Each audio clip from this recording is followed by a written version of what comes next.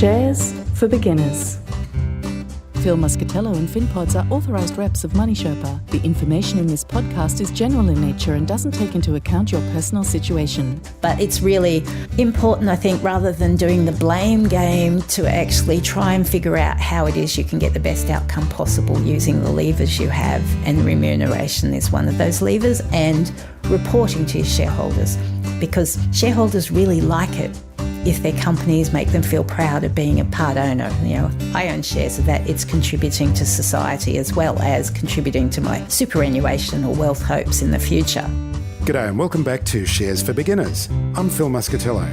2023 was the year of the good, the bad, the difficult and the ugly on the Australian share market.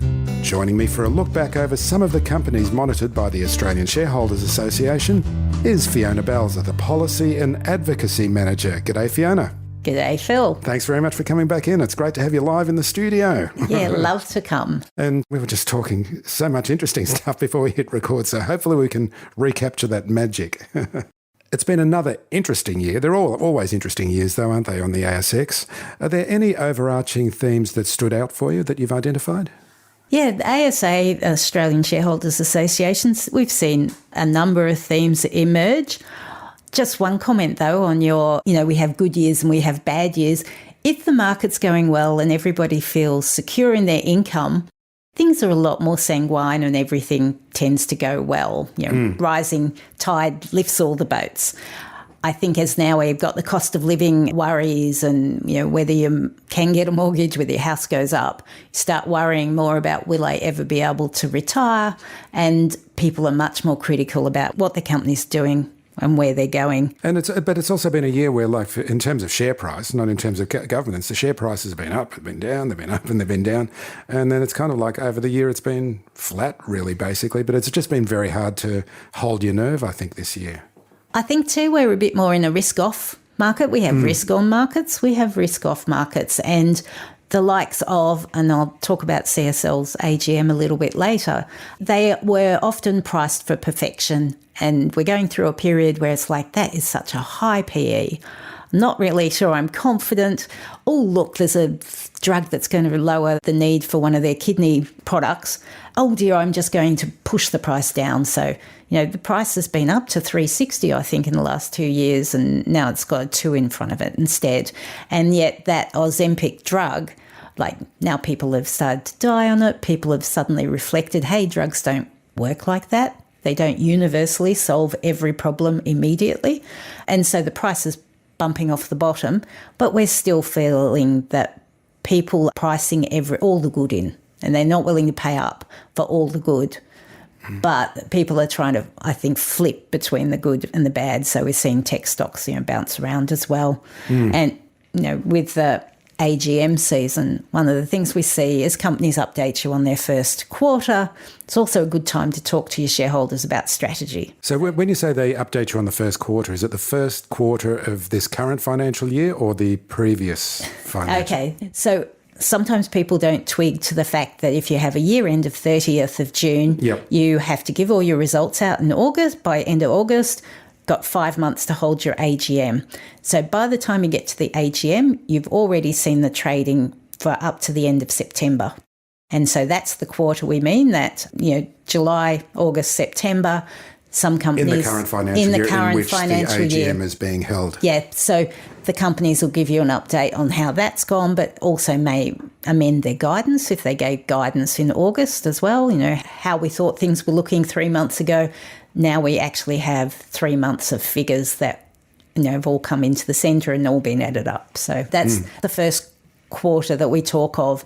And that's why share prices often jump around at the AGM. It's not so much that you didn't like the cut of the chair's jib. It can be that the guidance has even been either been modified or just doesn't have that confidence behind it in the way the company's talked about it. So that will drive the share price. And what we're really seeing now is the previous years we've had companies talking about supply chain and difficulty getting product in, or even capital expenditure, can you get all the builders and the like? Whereas now we're really seeing cost of living, effects on the retail consumer of whatever product it is, and the impact of inflation. And how is the company going to react to that slightly changed dynamic? So another thing that I've noticed, and we talked with Rachel, the CEO, about this, is that there have been some safety issues in a number of companies and, people have been killed and injured in workplaces. What have you been seeing in this industrial space? Yeah, that's been I think, a new feature. We don't often see deaths in industrial companies. And, one of them was Woolworths, so a big retailer. It's not what you would expect, but they had a cleaner who was crushed by a piece of equipment. That all has investigations to go, so I have no insight to the actual detail. But in the mining companies where people were dying at unacceptable rates over the past 10 years, they have really managed to reduce that by being really blunt. Really blunt, people have died. Safety is crucial. We don't get a second go around. So by being really open about that and impacting the remuneration of your executives, like basically if somebody dies on your watch, whether or not you're found to be at fault, obviously fault is a bigger issue, but it can be that you have your remuneration cut pending the investigation to make sure that there was absolutely no way of working around that person having that incident. And, it can be down to what policies you have and processes. It can be how you force people to apply those policies and processes, even though they might be inconvenient. It could be your shift, the way you manage your shift. All those things, the company has to take it really seriously because everybody should come home from work as they left to go there in that morning or afternoon. So we have seen that, and the likes of Woolworths were punished a bit for the proxy advisors, for example, not thinking that they had taken enough steps to put on hold the remuneration. Although typically in the mining stocks it is about a 10% or 20% impact beyond what is often built into the framework. So we'll often see that any incidences do have a 20% impact. If you have a death, that gets wiped. But then companies quite often will go, well, needs to be more significant than that. So we'll take money from other things that you've done well. We'll just take another 10%. But it's really important, I think, rather than doing the blame game, to actually try and figure out how it is you can get the best outcome possible using the levers you have. And remuneration is one of those levers, and reporting to your shareholders, because shareholders really like it if their companies make them feel proud of being a part owner. I own shares of that. It's contributing to society as well as contributing to my superannuation or wealth hopes in the future.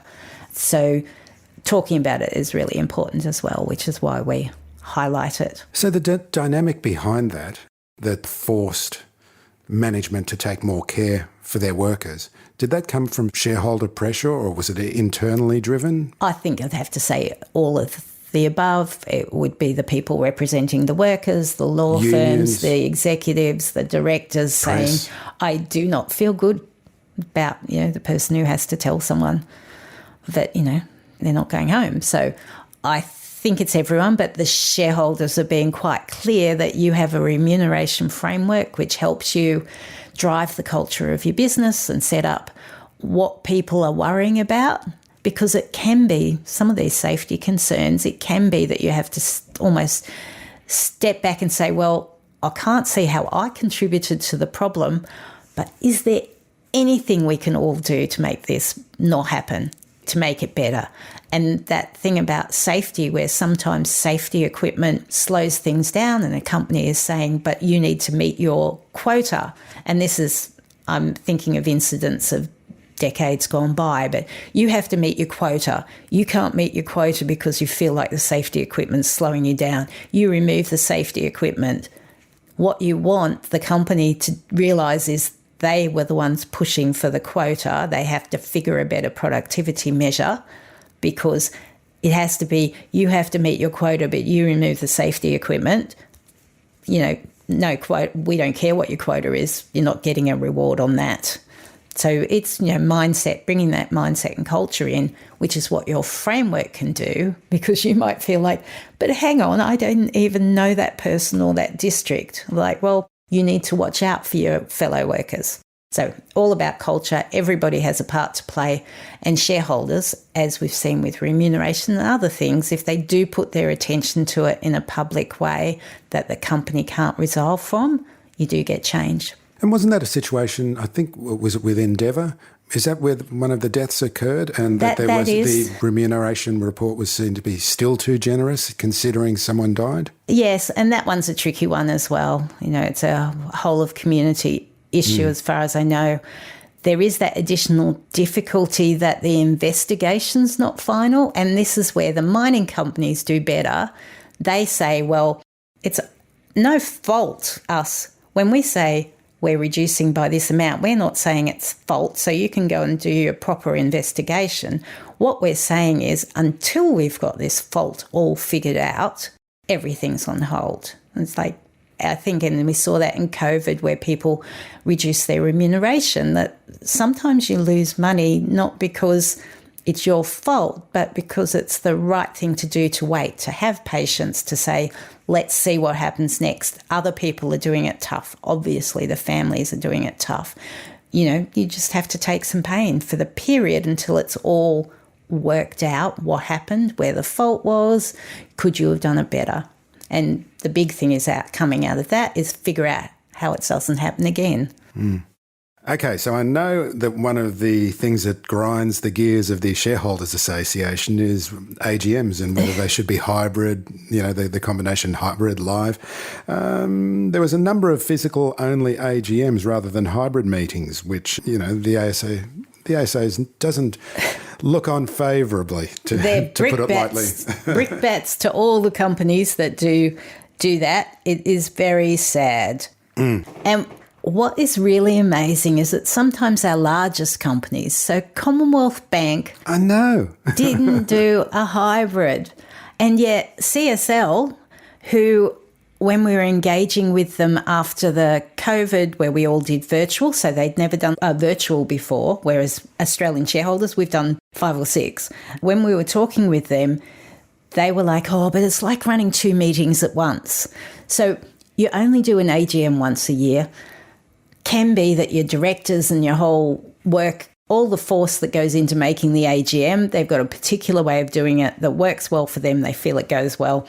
CSL's like, oh, that'd be like running 2 meetings. But this year they cracked their first hybrid and we were so pleased. And then we're just so disappointed about CBA. And, it's a big company. All these other companies manage to run their hybrids. You have to look at up to ensure it's a hybrid because they're so casual. Of course we're having a hybrid. Like, what else would you do? And they run it really well. CBA is still a laggard in that regard, and it does mean that not everybody can participate. So they held their meeting in, I think theirs was in Melbourne as well. I could have it wrong because so many AGMs, 145, like... they all merge at this stage, they all blur when you're managing the people who are attending the meetings. But it just is so difficult. If you've got mobility issues, we've had volunteers who've ended up with COVID and they're not sick. So they're like, oh, I can, Nextel, for example, our monitor was actually flying in from Queensland on his personal dime because he has shares in it. And he's like, day before got COVID, no flight, but attended online. It's just, you'd expect a data centre, of course, to go hybrid meeting. Just makes it so much easier. And actually, as you say, ASA's business is AGMs. When we went through COVID, we were one of the few businesses that could go to ASIC and say, we've been to a couple of 100 virtual meetings. We can not only tell you what the general average experience is, but specific experiences where these ones were really good and these ones were not good. So just having that experience means I think we're better placed to talk about the AGMs, and just enabling that participation is so important. Those meetings can get quite vexed. I think, Qantas, you talked to Rachel about Qantas before she represented us. That one went on for a long time. It was a hybrid meeting It just means that people can participate wherever they are. The other negative we see is some of the physical meetings with webcasts, they don't, or audio casts like Metcash and Harvey Norman, you can listen on the phone. Some of the audio is really poor.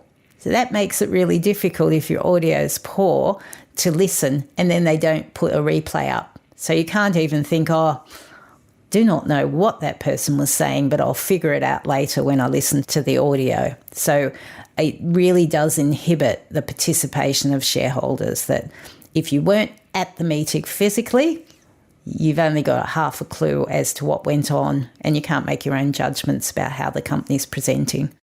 Super is one of the most important investments you'll ever make. But how do you know if you're in the best fund for your situation? Head to lifesherpa.com.au to find out more. Life Sherpa, Australia's most affordable online financial advice.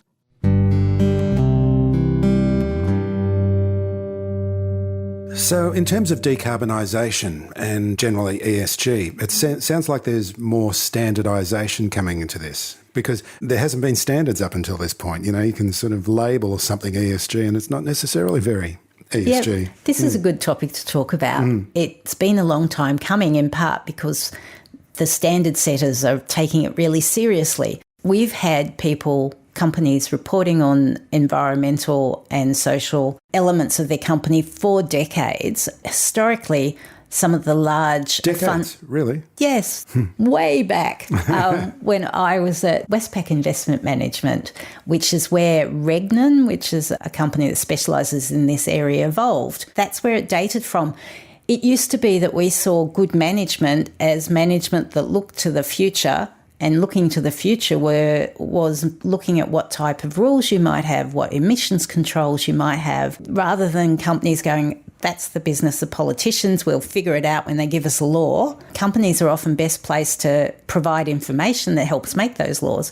So yeah, decades there's been rules. The large fund managers, I think it was the Commonwealth Superannuation Fund, CSS and PSS, Public Service I think that was, they wanted to have sustainable companies because they had 50-year liabilities. So they would go to the company and say, please fill in this questionnaire. And then the next institution that was interested to give someone at the company a different questionnaire. So they'd be asking for information that they felt they needed to make decisions. And I remember going to one company and they're like, we've got 200 of these things and they're all different.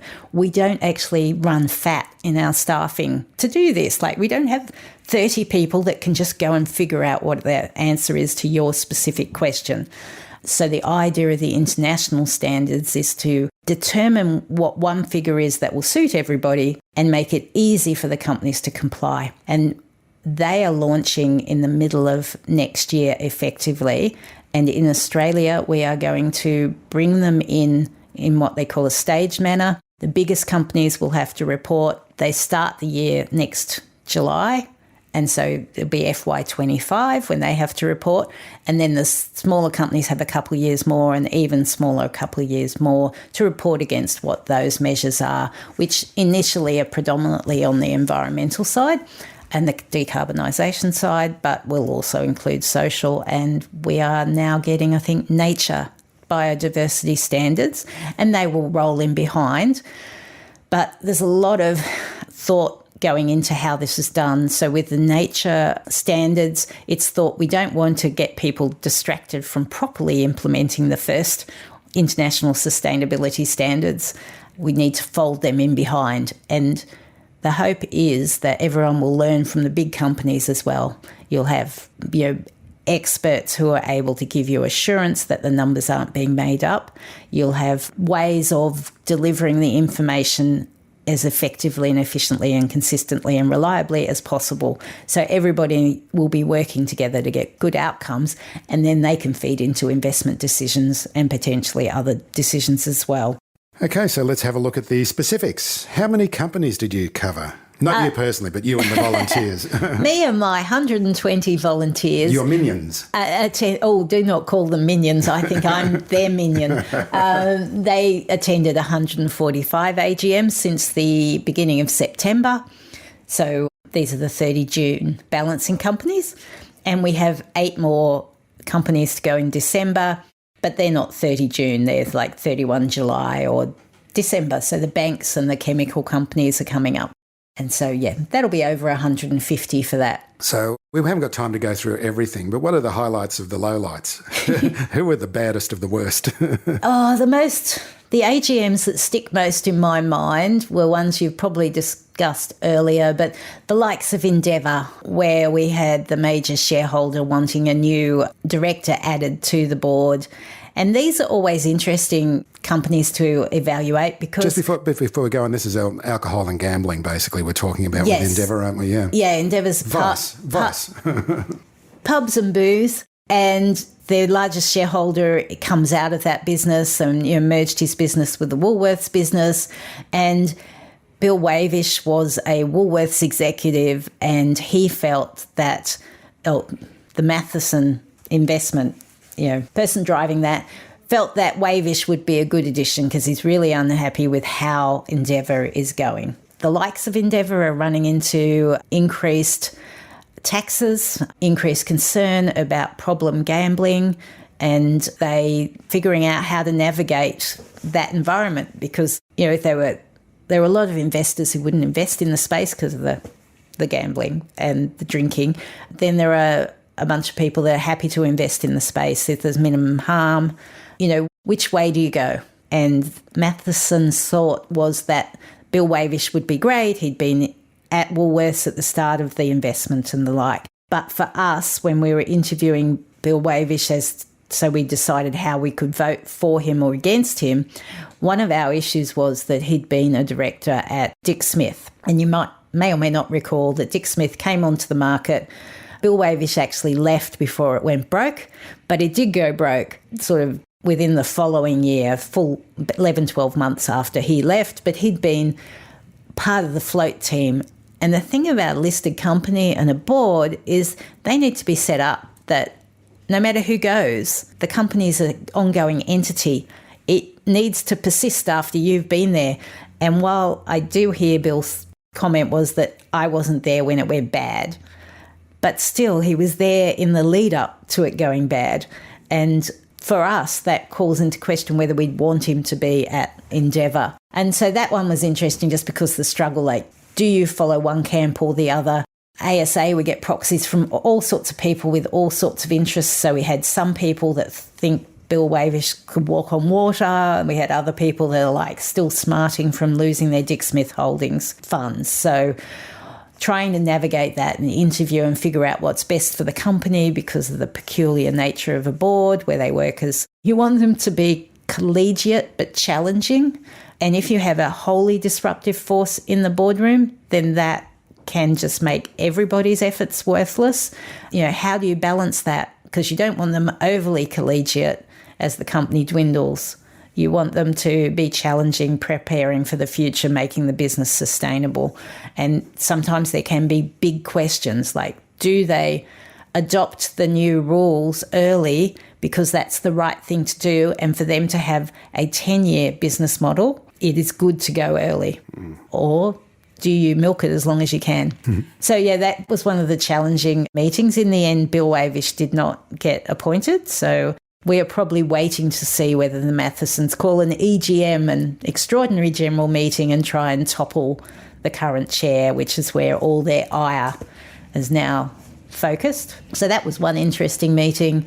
Another one was the Qantas meeting, which went on for a very long time, and I think we're still in a holding pattern on what comes after. So they got a large strike, remuneration strike, which is where everybody basically takes out their frustration that their CEO was paid so much as he over the 15 years he was there, and as he exited, selling those shares before he exited as well. Yeah. And then there's the question over that. That's one where, not wanting to sound too sanguine, but I don't think that's all completed yet. We've got the ACCC case about them selling tickets that didn't exist effectively. There's a lot of cases to be worked through. There's still money on the table from Joyce, that CEO. I think it was 8 to 10 million. Again, a lot of money. Then there are the questions about, the sale of those shares when the ACCC case they should have been aware of it. Like, should that he have been precluded from selling? And I think that almost needs everything else to work its way out for the rights and wrongs of that. And again, a company, I think, and the executives sometimes have to have patience. So I understand it was all to do with financing properties because we were asked at the time about the sale before we knew anything else. And share price sort of really was harmed after that, making him wait, perhaps even allowing him to take a loan again. The thing was to buy a property, there were other ways of getting that money, which could have been maybe you change your rules, like he can't, because he's leaving, can take a loan out against holding half the value against all the shares or something like that.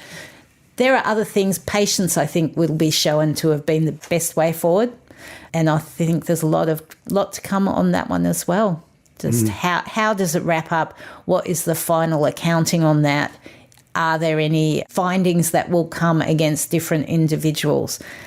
And that's the hardest thing about the market, is because if you just leave all your shares in the bottom drawer and wait for things to come through, you're probably going to lose your money. Sometimes you have to say, with what I know now, do I sell or have that unknown there? And I just take into account it in my mental assessment of the risk. But this sort of thing, it has to work through. The court cases have to work through. Then people can find out exactly who knew what when and how impactful it was and do the maths. But that is often a frustrating place to be, because that behaviour is like the legal minimum, whereas we want the best practice. So, I would counsel patience in that sort of situation, like, this looks pretty peaky, perhaps we should do something else rather than allow this sale right this moment. We'll get back to the show right after this brief message. Why am I buying, holding, or selling a share? If you can't answer that basic question, then you don't have a plan. The best investors are ruthless in executing their plans. I've been fortunate to meet many great investors on the podcast. Tony Kynaston is one of the best. He has a clear and systematic approach to investing that is honest, sensible, and methodical. It's called QAV, Quality at Value. QAV now offer an excellent light plan for only $29 per month. You can follow their buy and sell recommendations and learn the ropes. And the first month is free using the promo code SFBLIGHT. Go to qavpodcast.com.au to sign up. That's qavpodcast.com.au using the promo code SFBLIGHT. Past performance is not a guarantee of future returns. Please read the QAV FSG and consult a financial professional before investing. I receive a small commission for services I recommend, and I only recommend services I use myself. So, top marks in the class went to Qualitas. Yeah. Who are Qualitas? QAL, Funds Management and Direct Lending on Commercial Real Estate. Yeah, they're a company that reached out to our Victorian company monitors and asked for an assessment. So do you find this is something that happens often with companies, that they do reach out to find feedback prior to the AGM, or just to, what are they doing? They're just looking for, are they doing the right thing? Yeah, we find that a lot of companies are interested in what is happening for their retail shareholders. And that's where the Australian Shareholders Association is kind of unique, because not many people attend AGMs.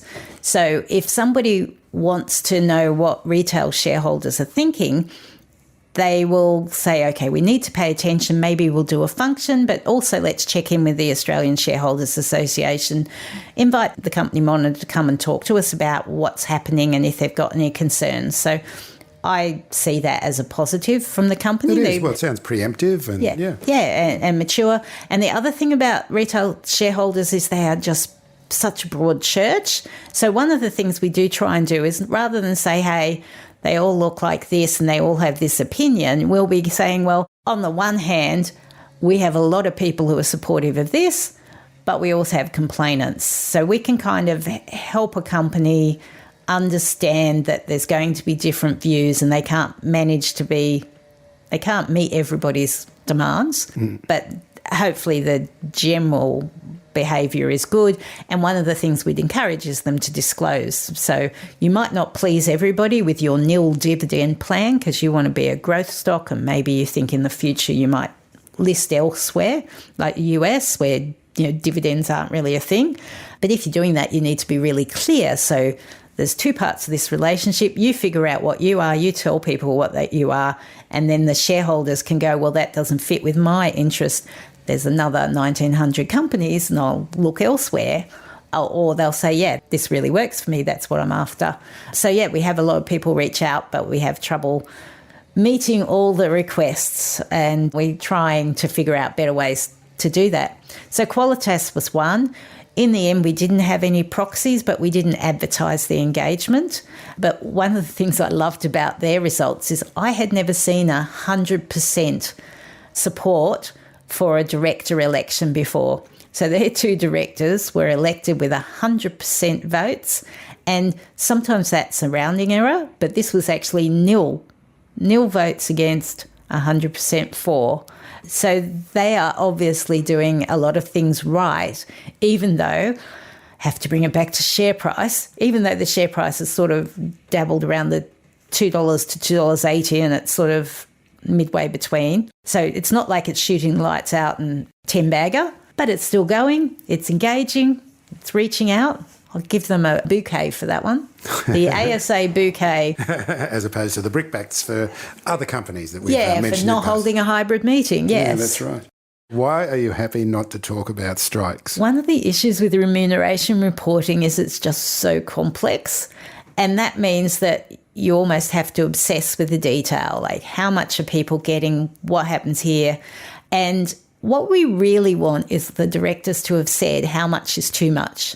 You know, we understand at the moment that they're worried about poaching from other employers because in that level of the market, you know, mining companies are poaching each other's staff. We've seen, you know, AMPs, CEOs ex ANZ, although I understand they were happy because they had someone who basically you might have 4 people running for the top role and you want them to continue to grow. So it's not like, oh my God, you shouldn't have poached that person. But yeah, we have all that poaching. We want that overarching use of the framework to build a good culture and good business. But the nitty-gritty detail is sometimes really important to figure out how that works and if it makes sense. And that means that sometimes when we write our voting intention reports, there's just so much on remuneration. And people are a bit like, I'm happy or I'm sad. They don't want that much detail. They get sick of the obsession of the remuneration strikes. So this year we've got 18 strikes, which is more than we had for the entire year last year for ASA monitored companies. So it's a bit of a harsher year. So here I am talking about it now. But even so, if you go through to the second strike and then there's a board spill, that can be a problem as well because suddenly that is really leaving things all up in the air. It's like throwing all your balls up in the air and starting again. Yes, indeed, and was interested in NRW Holdings, code NWH, ASX code. It had a second strike, but it had like a 95% against vote on the spill. Because as you say, it's a bit like 52-card pickup. You just start again.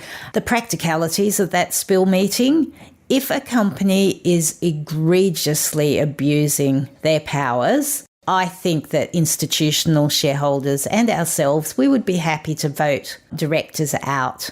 One of the things with those spill meetings, though, is you have the spill meeting at the AGM and then the company has, I think it's 90 days, maybe it's 60. They have a period to hold the spill meeting where you get to vote. I think that if you're really unhappy, you should vote against the directors at the actual meeting. So don't wait for the off chance of a spill. If you're frustrated, you vote against the directors who are up for election now. And admittedly, most companies, that'll be a third of the directors. But that also focuses the mind because you almost need the board to work to build its replacement itself.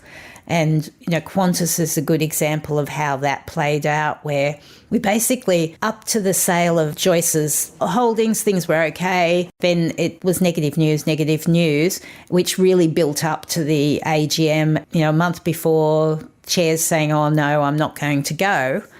Really need the board to say, hey, we're responsible for this being a renewing entity. Usually the chair has to promise to go, and that's up to him. You keep the pressure on, and it's verbal pressure, it's media pressure. So none of this voting stuff. Had he said he wasn't up for a vote as well, so you would vote against the people at the meeting, and then if you wanted the chair to go, you would actually start using your powers to call a meeting or to add them to the next AGM rather than a spill, because the analogy about, throwing things in the air and just picking them up is really good, because if everybody's spilled, companies have to have 3 directors. So whoever's got the least worst votes form the board, and then they get to appoint the new people. And in the period up to the spill, they've been trying to manage the spill. So I think that distracts them from running the company. So for that reason, it's very unlikely anyone uses a spill except as a Trojan horse, where they've already got 50, they might have a large holding, they want to get rid of the board, put in their own people, so they hold the spill meeting. And I think Cromwell Property is an example of that, where in between EGMs and spills and the like, they restructured the entire board, but they had an idea of where they wanted to take that. Okay, listeners, so this is leading up to giving proxies to the Shareholders Association. So don't throw away your proxy. When you get the email saying, there's going to be an AGM and you've got a proxy and you've got a vote, you don't have to do all this hard work and think about it. You can go to Fiona and the Shareholders Association to hand over your proxy. And I'd also say that if you do know how you want to vote, directed proxies, like when you give a proxy to the ASA, we can't change the directed proxies. So we'll get some that are for and some that are against. They actually get counted as that. But what that does, if it's under Australian shareholders, is gives the company an idea that this holding is like a retail smaller shareholding. And I know that the Coca-Cola scheme meeting, they had a small number against votes. They came to us and asked why. And we've had surveys where our people basically look like the whole population of shareholders. So we can usually then engage and find out why you're not voting.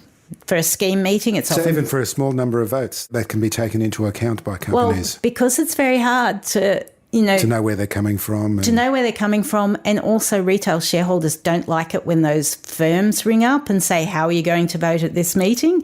So they feel pressured. So you don't necessarily have access. You could say, how are you going to vote? And if you say no on the phone, they could say, oh, why? Because they want to understand. But people in their shareholding role feel uncomfortable with that. Whereas if you go to the association, we're much more sanguine about saying there are a number of people that feel like good companies are being taken off the market, and they had wanted that as part of their portfolio. And, they're basically peeved with this timing decision being taken away from them. So we can synthesise that. So that's why I always say it's not just if you don't know how you want to vote or, can't be bothered reading the documents. But you can direct it. You can, if you do know, you can direct it, and then that might give us additional information. So, some of them will have 95% will be open, so our voting intention determines the vote, and other ones will have 15% against or 15% for, and it's not necessarily the contentious ones where that crops up either, because when they're contentious, there usually is a broad opinion. And our people have the same broad opinions. But there are other oddities where, they really take a set against a director because of the way they're conducting themselves in that company and another, or really supportive of an executive, or really supportive of pay, or really against it. All that adds to the information that both we have and the company has. Fiona, thanks very much for joining me today. Lovely to talk with you, Phil. And Merry Christmas. Merry Christmas to you too. Thanks for listening to Shares for Beginners. You can find more at sharesforbeginners.com. If you enjoy listening, please take a moment to rate or review in your podcast player, or tell a friend who might want to learn more about investing for their future.